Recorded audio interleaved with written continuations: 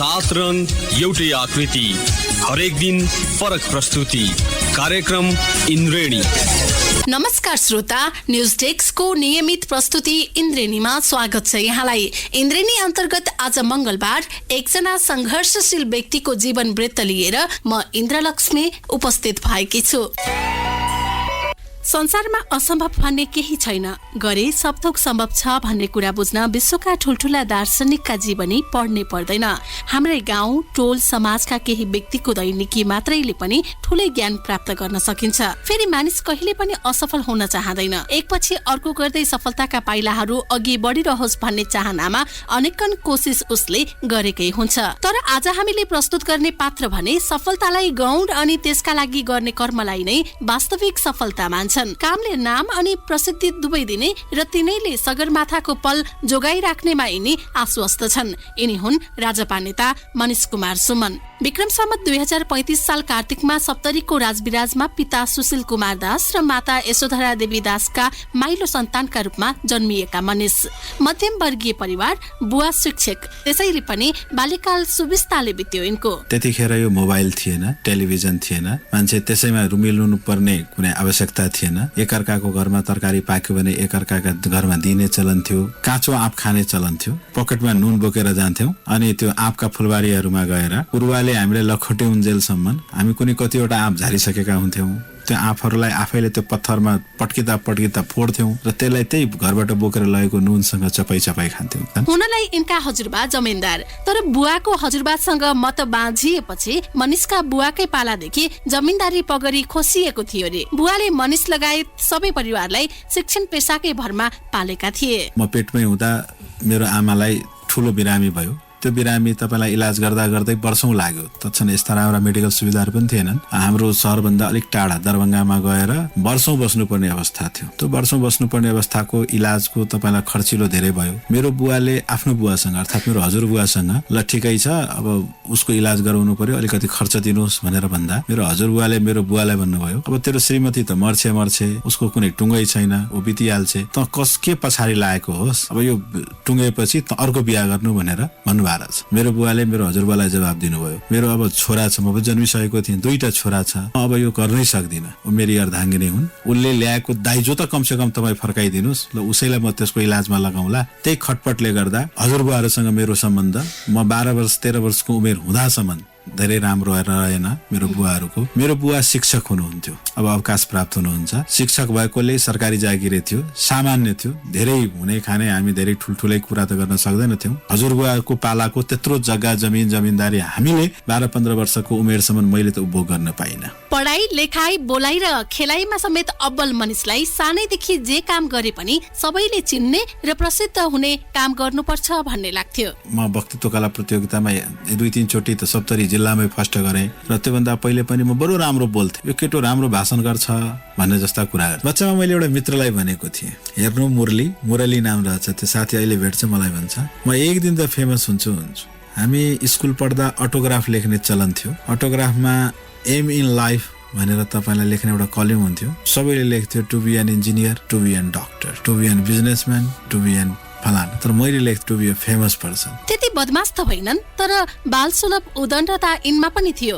त्यस्ताका गाउँभरि बोक्सी हुन्छ रे भन्ने हल्ला खुब चल्थ्यो। त्यही हल्लाको फाइदा उठाउँदै हँसी मजाक गर्न मनिष र इनका साथीहरू केही कसर बाँकी राख्दैनथे। दशैं ताका यो बोक्सीहरूको खुब हल्ला चल्थ्यो। हामी चाहिँ एउटा त्यो कुम्हर भनिन्छ हामीतिर, त्यो कुम्हरको ठुलो कुम्हरलाई लगेर एकजनाको घर अगाडि त्यतिकै काटेर त्यसमा सिन्दुर पोतेसो त्यो राखेर हामी रात गाई भइहाल्यो। भोलि बिहान हेर्दा त त्यहाँ पुरै टोलभरिको मान्छे आएको रहेछ।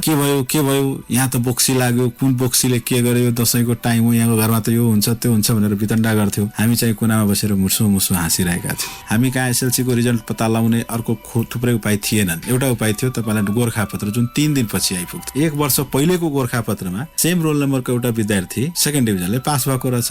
हामीले त्यो 1 वर्ष पुरानो गोरखापत्र उसको बुवालाई लगेर देखायौं, हेर्नुस् काका तपाईको किशोर त सेकेन्ड डिभिजनले पास भएको रहेछ। त्यो किशोर भन्ने हाम्रा मित्र पासै हुने लायकका थिएनन्। उनी त बीच रोडमै चौकी लगाएर खाट लगाएर आते जाते सबैलाई बोलाइ ए सुन्नुस् फलानु बाबु हेर्नुस् न मेरो किशोर त पास भयो, अब यसलाई कहाँ पढाउने, कसैले विराटनगर पढाउ भन्थ्यो, कसैले काठमाडौँ पढाउ भन्थ्यो। धेरै रमितो भयो। 3 दिनपछि साँच्चैको गोरखापत्र आउँदा उक्त विद्यार्थी फेल थिए। फेल भएपछि डन्टा लिएर हामीलाई टोलभरि लखेडी हिँड्नु भएको थियो। पढाइमा अब्बल थिए मनिष, खेलकुद त्यसमा पनि क्रिकेटका राम्रा खेलाडी भनेर स्कुल भरि चिनिन्थे। मलाई याद छ म 4, 5 यो 2वटा कक्षामा 1 रोल नम्बरको विद्यार्थी थिएँ। अर्थात् सबभन्दा राम्रो विद्यार्थीलाई 1 रोल नम्बर दिइँदो रहेछ। क्रमशः 2, 3 तत्क्षण दिइन्थ्यो। तर सधैँ मैले त्यो 1 रोल नम्बरकै मेन्टेन त गर्न सकिनँ त्यो स्ट्याटस। तर पछि पनि मलाई याद छ मैले 4 रोल नम्बर भन्दा पछि कहिले गइनँ। इन्टरमिडिएटसम्म सेकेन्ड डिभिजनर कहिले रहिन।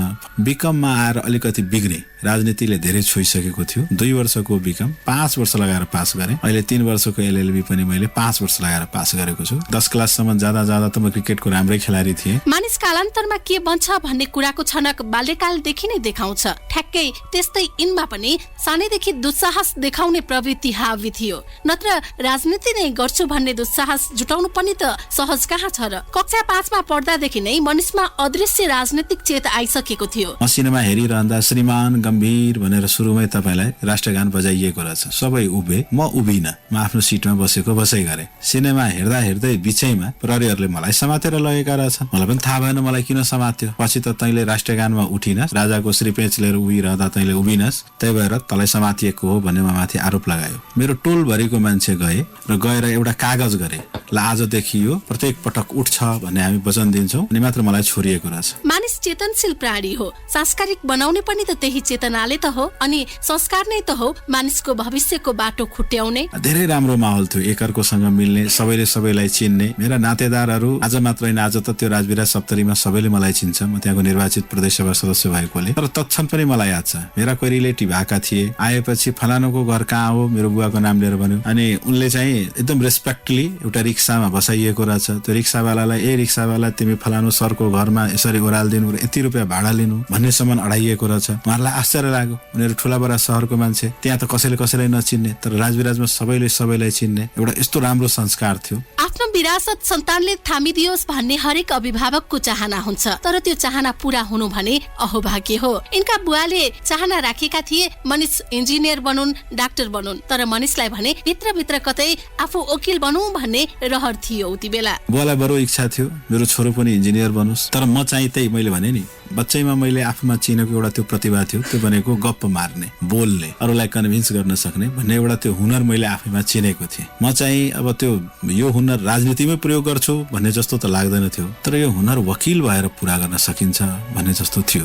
मैले तत्क्षण त्यो गर्न सकिनँ जुन मैले आज आएर सपना पूरा गरेँ आफ्नो ल पढ्ने कुरा। राजविराजमा राजनीतिक चेतना फैलिएको थियो त्यस्ताका। त्यसैले पनि कक्षा 9 मा पढ्दै यिनी तत्कालीन सद्भावना पार्टीको भातृ संगठनमा प्रवेश गरिसकेका थिए। तत्क्षणको नेपाल सद्भावना पार्टीको भारतीय संगठन नेपाल विद्यार्थी मञ्च भन्ने थियो। ती भनेका ललित कण्ठ, ती भनेका महेश यादव, ती भनेका प्रमोद यादव, उहाँहरू हाम्रो स्कुलमा कमिटी गठन गर्न आउनु भएको। म औपचारिक रूपले पार्टीको सदस्यता लिएको त्यही 9 कक्षामा हो। धनी र गरिब एवं ठुला र साना, हुने र नहुने बीचको समस्या सबै अवास्तविक कुरा हुन्। वास्तविक तथ्य त यो हो कि मान्छेले जब समान चीजको समान उपभोग गर्न पाउँदैनन्, अन्याय त्यहीबाट सुरु हुन्छ अनि द्वन्द्व र विद्रोह पनि। अर्कोतिर रंगका आधारमा गरिने विभेदको जालो, जातीयता कहाँ तोडिएको छ र समाजमा। मनिषलाई पनि राजनीति केन्द्रित हुन सघाइरहने यिनै अन्धविश्वास, जातीयताको खोक्रो आडम्बर र व्यथिति नै थिए। नस्लकै खातिर म साथ कहिले कुनै दुर्व्यवहार काठमाडौँले गरेन। तर मैले हेर्थेँ ती तरकारी बेच्नेहरू,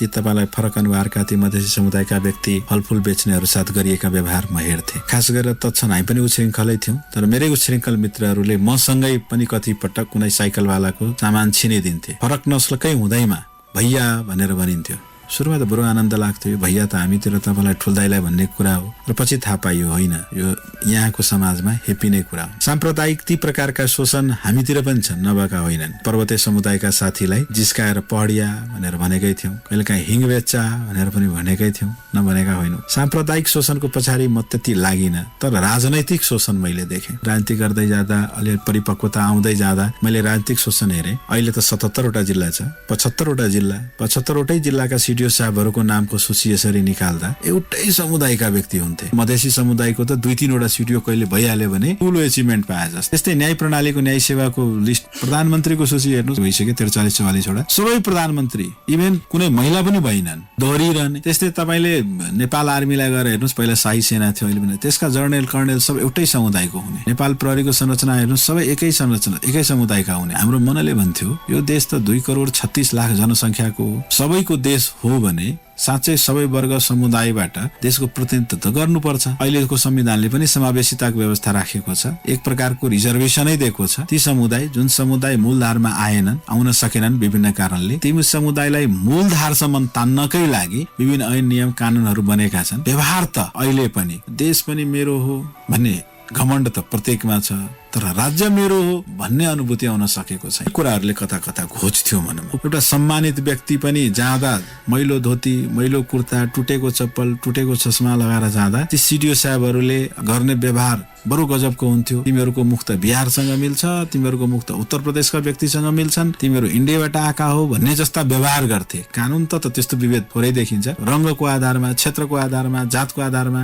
फरक व्यवहार खेप्नु पर्दैन भन्ने एउटा आशा लिएर राजनीतिमा क्रियाशील रहे। मानिस आफ्नो संकल्प र आस्थाले यथार्थमा मानिस हुन्छ भन्ने लाग्छ यिनलाई। मानिसले कहिले पनि आफ्नो कदम पछि सारेनन्। समाजमा व्याप्त विभेद र कुरीतिको अन्त्यका लागि पनि मानिस समतामूलक समाज निर्माण गर्छु भन्ने दृढता लिएरै राजनीतिमा सक्रिय बन्दै गए। निरन्तर सद्भावना पार्टी तत्क्षण एकदम मधेसी साथ हुने सबै प्रकारका विभेदहरूको नेतृत्व गर्थ्यो। ती विभेदका कथाहरू पढ्दै गयौं। पछि म पढ्न काठमाडौँमा आउँदा काठमाडौँमा पनि मैले ती साम्प्रदायिक शोषणहरू हेरेँ। तत्क्षण तपाईलाई अस्कल क्याम्पसमा हाम्रा साथीहरू पढ्थे, तिनीहरू मधेसी भएकै नाताले हेपिन्थे, मधेसी भएकै नाताले ती होस्टेलहरूमा तिनीहरू साथ फरक व्यवहार गरिन्थ्यो। हामी पनि यसो शङ्करदेवतिर पढ्थ्यौँ। मधेसी भएपछि, अनुहारै कालो भएपछि हामी कता कता बाइकाटेड हुन्थ्यौँ। त्यो फरक नस्लको मान्छे हो, अनि ती व्यवहारहरू पनि त्यस्तै हुन्थे। तर ती कुराहरूले राजनीतिमा झन् गाँजिँदै गयो र राजनीति हो लागेपछि 9 कक्षादेखि आजसम्म मैले कुनै पनि पार्टीको क्रियाशीलतामा पछाडि परेको छैन। मधेसका अग्रज अनि सबैले मानेका गजेन्द्र नारायण सिंह समेत मनिषको कामबाट निकै प्रभावित थिए रे। तब त मनिष आफ्ना राजनीतिक पिता उनै गजेन्द्र बाबुलाई मान्छन्।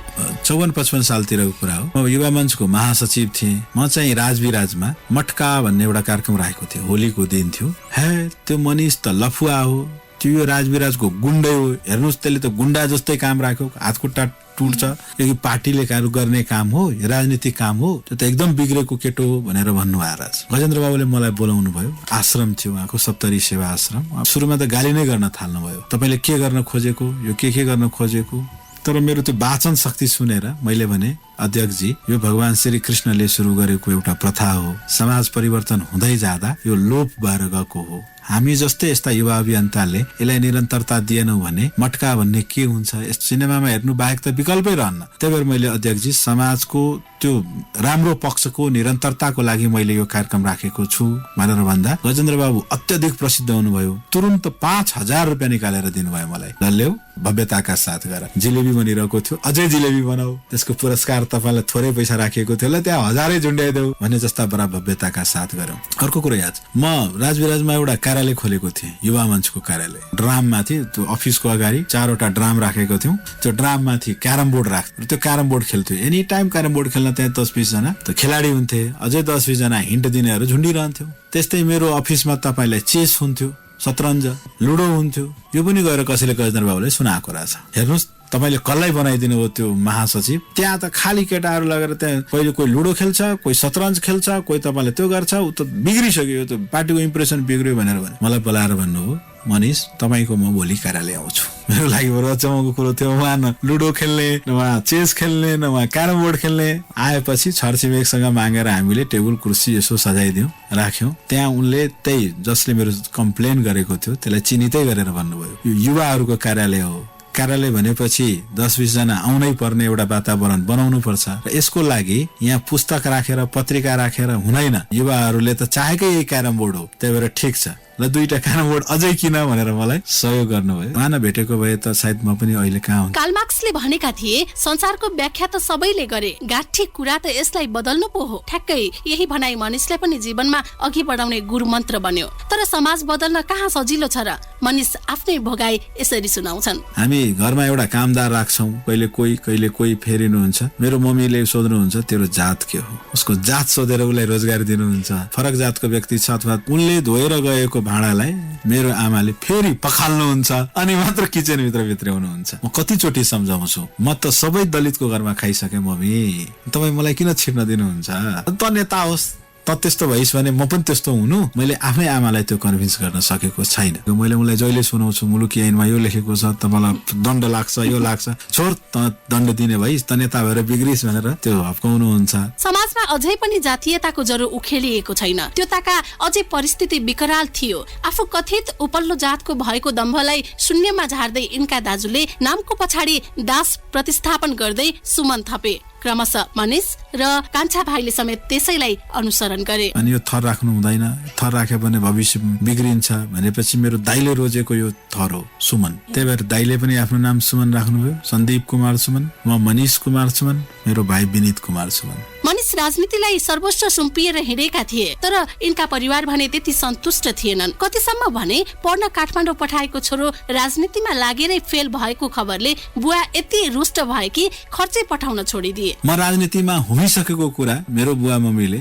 म बिकममा फेल भएपछि थाहा पाउनु भएको रहेछ। सुरुमा त यो त ठिकै छ, तर जब मेरो रिजल्ट माग्नु भयो, म काठमाडौँ पढ्दाखेरि खर्च आउँथ्यो, रिसाएर एकपटक खर्चै बन्द गर्नु। तँलाई हामीले पढ्न पठाएको थियौँ, त त्यहाँ गएर बिग्रिस, म एउटा शिक्षक यत्रो जो गरेर तेरो खर्च दिन्छु, त चाहिँ त्यहाँ राम्ररी पढ्दैनस् भनेर गाली गरेपछि मेरो खर्च बन्द गर्नुभयो। त्यसपछि मैले यहाँ ट्युसन पढाएँ, तर त्यो राजनीतिक गतिविधिहरू मैले बन्द गरिनँ। काठमाडौँको बसाई सजिलो कहाँ थियो र? कहिलेकाहीँ यस्ता दिन पनि आउँथे जुन दिन भोकै रात बिताउनुको विकल्प हुँदैन थियो। हामी 3टै दाइ भाइ बस्थ्यौँ सँगै। दाइलाई लाग्थ्यो मनिषसँग पैसा छ, मलाई लाग्थ्यो मेरो भाइसँग पैसा छ, तर एक्चुअली 3 जना रित्त भइसकेका थियौँ। अब बेलुका खाना पकाउने बेलामा ल तरकारी लिएर आइज, मसँग छैन दिनुहोस् न, मसँग छैन भनेर थाहा पाइयो आज त तरकारी किन्ने पैसा पनि। हामी मट्टी तेलको स्टोभमा खाना पकाउँथ्यौँ, मट्टी तेल पनि थिएन त्यो दिन हामीसँग। एकजना मेरो दाइ एकजना साथी कहाँ जानु, तर उसले हामीलाई 500 रुपियाँ पनि सापट्टि दिएन। मेरो दाइको त्यो साथीप्रति अझै पनि मेरो आदर भाव बस्न सकेको छैन। उनी अहिले पनि भेट्छन्। राति हामीले खाना खाएनौँ, पानी खायौँ, सुत्यौँ। भोलिपल्ट बिहान सानै पावली टाढा बस्ने मेरो मामासँग हामीले पैसा मागेर ल्यायौँ। बुवा आमा मात्र होइन, यिनका दाजु र भाइले समेत राजनीतिलाई तिलाञ्जली दिएर विदेश भाँसिन नसुझाएका कहाँ हुन् र? प्रदेश सभाको सांसद हुनुभन्दा अघिल्लो दिनसम्म उहाँहरूको इच्छा के थियो भने अमेरिका भनेको धेरै ठुलो, अमेरिका पुग्नु भनेको ठुलो एचिभमेन्ट, त्यस्ता उहाँहरूलाई आफूमाथि स्वाङ्ग रहेछ। हामी त एकदम सक्सेस भयौँ। यो भाइ चाहिँ बिग्रियो, यो नेता हो, यसले केही नगर। मेरो त्यो भाइले कतिौं पटक मलाई अफर गर्यो, ए दाइ तपाईँ एउटा साइन गरिदिनुहोस्, बस म तपाईँको लागि पनि ग्रिन कार्ड ल्याउला, तपाईँ नबस्नु होला, तर कमसे कम त्यो आराध्यको जिन्दगीसँग खेलवाड नगर्नुहोस्। आराध्य भनेको मेरी छोरी। नेपालमा यो खराबी छ, नेपालमा त्यो खराबी छ, पढेकोलाई जागिर छैन भन्ने जस्ता भाषण उसले मलाई सुनाउँछ। म चाहिँ होइन, यही देश बनाउनु पर्छ, तँसँग त्यत्रो ठाट छ, तेरो घरमा स्विमिङ पुल छ तर कसैले देखाएको छ, मसँग एउटा थोत्रो मोटरसाइकल छ टोलबरीले देखाएको छ, कसैले त हेर्दैन, तँलाई पनि त रहर होला नि, कोही आओस् देखोस् र भन्नुहोस् कि हेर्नु कत्रो राम्रो घर छ भनेर। मेरो रौन्जेल कमाऊ, रिटायर भएपछि फर्किआउनु, म यहाँ सब थोक ठिकठाक पारेर राख्छु। अनि मेरो र उनीहरूको कुरो त्यति राम्ररी मिल्दैन। राजनीति गर्छु भन्नु पनि ठुलै साहस रहेछ। यिनले त्यो साहस त गरे, तर घर परिवार मात्रै होइन, पार्टी पंक्ति भित्रै पनि जातीयतादेखि आफ्ना मान्छे हुनेको हाली मुहाली साँच्चै चुनौती निकै थियो यिनका लागि। मलाई केही ठुलो इच्छा छ भन्ने पनि छैन, तर कसैले मलाई समुदायकै लागि, जातकै लागि, रङ्गकै लागि मलाई जब बाइकाट गरिदिन्छ तत्क्षण लाग्छ। राजनीतिमा थुप्रै पटक म पनि केही चिजको उम्मेदवार हुन्छु, त्यो उम्मेदवार अब बिना केही कसैको तजबिजमा मलाई छाटिन्छ। कसैलाई मैले कुनै नेतालाई मैले मलाई मन पराउनु हुन्न, त्यही भएर यो मान्छेलाई अवसर दिनु हुन्न भन्ने जब गरिन्छ अनि खिन्नता बोध हुन्छ। त्यो खिन्नता मैले अहिले पनि खुलेरै भनौँ, मैले प्रदेश सभामा मैले देखेँ। म सुरुमा मुख्यमन्त्री प्रचारित व्यक्ति थिएँ, मेरो पार्टीले मुख्यमन्त्रीको अवसर पाएन, सभामुख प्रचारित व्यक्ति थिएँ, तर मलाई अल्पसङ्ख्यक र नेतृत्वकर्ताको जात नभएकै खातिर मलाई छाटियो भन्दा पनि हुन्छ, अथवा प्रष्ट बोल्ने पार्टीमा क्रान्तिकारी कुराहरू बोल्ने यो धेरै बोल्छ भन्ने आरोपकै खातिर पनि छाट्यो भन्दा पनि हुन्छ। अर्थात् अवसरहरूबाट किन वञ्चित गराइएको रहेछ भने मधेसको राजनीति जातिगत रूपले गाँजिएको छ। धेरै बहुसंख्यक जातिहरूलाई बढी बढावा दिने, अल्पसंख्यक जाति त के हो र, यो त अल्पसंख्यक समुदायको व्यक्ति हो, यसलाई त प्रमोट नगर्दा पनि हुन्छ। अर्थात् मुखमा सबैले तपाईँ धेरै राम्रो हुनुहुन्छ, तपाईँ क्षमतावान हुनुहुन्छ, तपाईँ जस्तो व्यक्ति त त्यहाँ नेतृत्व लिनै पर्छ भन्ने जस्ता डिपी दिने, तर साँच्चै बन्द कोठामा निर्णय गरिरहनु पर्दा आसे पासे आफन्त नाता गोता जातका आधारमा मूल्याङ्कन गर्ने राजनीतिमा यो बरु खिन्न लाग्दो कुरा हो। कर्म गर फलको आशा नगर भन्ने उक्तिलाई मनिषले सदैव आत्मसात गरेका छन्। नभन्दै मनिषले आत्मसात गरेको त्यही उक्ति सत्य साबित त्यति बेला भयो जति बेला चुनावी नतिजाले उनको विजयको उद्घोष गर्यो, जुन दिन उनी सायद पहिलो पटक अति नै खुसी र आभारी भए आफ्नै जीवनप्रति। मेरो निर्वाचन क्षेत्रको जनताले मलाई त्यसरी हेपेन, बरु खुसी लाग्यो। मधेसको कायस्थ जातिको व्यक्ति हुँ। मेरो निर्वाचन क्षेत्रभरि त्यो कायस्थ जातिको मतदाता जम्मा 300 जना रहेछन्। त्यहाँका जनताले पनि जातलाई नै भोट दिएको भए म निर्वाचित हुन्न थिएँ। मनिषलाई आफ्नो क्रिम एज नै काठमाडौँलाई सुम्पिएकाले पनि होला काठमाडौँसँग आघात मोह छ। आज मेरो काठमाडौँमा आफ्नै घर छ, तर म 22 वर्ष अगाडि काठमाडौँमा आउँदा 600 रुपियाँको त्यो कोठामा 300 रुपियाँ उसले तिर्थ्यो, 300 रुपियाँ म तिर्थेँ। त्यसरी हामी भात पकाएर बस्थ्यौँ। कम्प्युटर इन्स्टिच्युटमा कम्प्युटर सिक्थ्यौँ। कलेजमा एडमिसन गरायौँ शंकरदेवमा। बी कम पनि सक्यो। त्यसपछिका राजनीतिक गतिविधि पनि गतिलो हुँदै गयो। हामी 3 जना दाइ भाइ सँगै बस्थ्यौँ। मेरो भाइलाई धेरै पहिला, आजभन्दा 12-15 वर्ष अगाडि नै डिबी परेपछि ऊ अमेरिका गयो। पछि दाइ पनि अमेरिका जानुभयो। म एक्लो भएँ। विवाह भयो। श्रीमती पनि यहीँ आई। संयोगले यहीँ नेपाल आयल निगमको केन्द्रीय कार्यालयमा उसको जागिर छ। तत्सम पनि काठमाडौँ छोड्न मिलेन।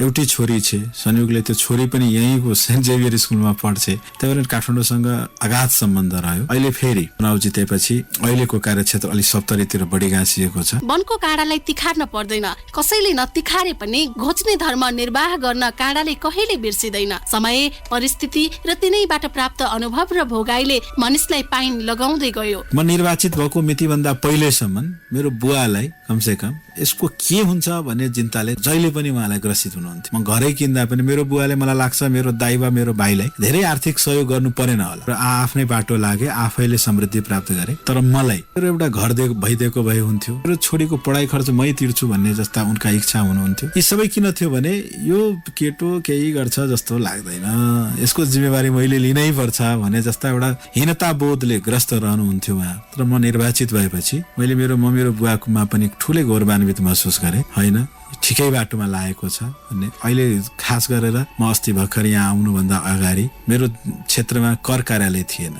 मेरो जिल्लाको मान्छेहरू, पुरै जिल्लै 70 जिल्लाकै मान्छेहरू कर बुझाउन, करमा आफ्नो फर्मलाई दर्ता गराउन अथवा रेन्यू गराउन तपाईलाई छिमेकी सिराहा जिल्लाको लाहान जानुपर्ने थियो। जान्थ्यो, एउटा कागज कम रहन्थ्यो, फर्केर आउँदा फेरि दोहोऱ्याएर दोस्रो दिन जानुपर्ने थियो, धाउनुपर्ने कार्यक्रम थियो। हाम्रो क्षेत्रको जनताको ठुलो थियो एउटा कर कार्यालयको यहाँ शाखा पनि स्थापित गराइदिए हुन्थ्यो तैँले भनेर मलाई जहिले घचघचाइरहन्थे। पहल गरे, मैले गएर यहाँ मन्त्रीजीहरूलाई निवेदन गरेँ। अस्ति भर्खर त्यहाँ कर कार्यालय स्थापना भएको छ। अनि देखाएका ती खुसीहरूप्रति मेरो बुवा पनि गौरवान्वित हुनुभयो। होइन, यसले केही गर्छ भन्ने छ। मेरो राजविराजमा जहाँ घर छ, मेरो घरको अगाडिको बाटो कहिले जीवनमा मेरो बुवाले धेरै राम्रो जुत्ता अथवा धेरै राम्रो चप्पल बर्खाको महिनामा लाउनै नसक्ने खाले रोड थियो। त्यो सडक म निर्वाचित भएपछि अस्ति संसदीय विकास कोषले केही पैसा दियो। हुन त मैले आफ्नै घर अगाडि भन्दा पनि अन्य ठाउँलाई प्राथमिकता दिनु पर्थ्यो, तर मैले बुवाहरूको त्यो टोल भैयाहरूको मैले आँखामा देखेँ। उनीहरूको इच्छा र चाहिँ यो मान्यले यसपटक यही रोड बनाइदिएको भए हुन्थ्यो। मैले अन्य आलोचनालाई सहनु पर्छ भनेर सहौला भनेर मैले त्यही रोडमा खर्च गरेँ। आज त्यो रोडमा हिँड्दाखेरि मेरो बुवालाई पनि मेरो छोरोले बनाएको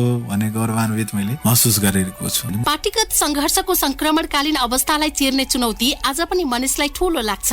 अस्तित्वसँग जोडिएको गहन विषय भएकाले पनि होला पार्टीको सेफ ल्यान्डिङको तीव्र चाहना यिनमा छ। आफ्नो काँधमा ठूलो जिम्मेवारी रहेकाले आगामी दिनमा वा भनौं अन्तिम साससम्म पनि जनताको लागि जीवन समर्पित गर्ने मनिषको चाहना छ। त्यो संघर्ष धेरै लामो छ। अहिले पनि संघर्ष जारी नै छ।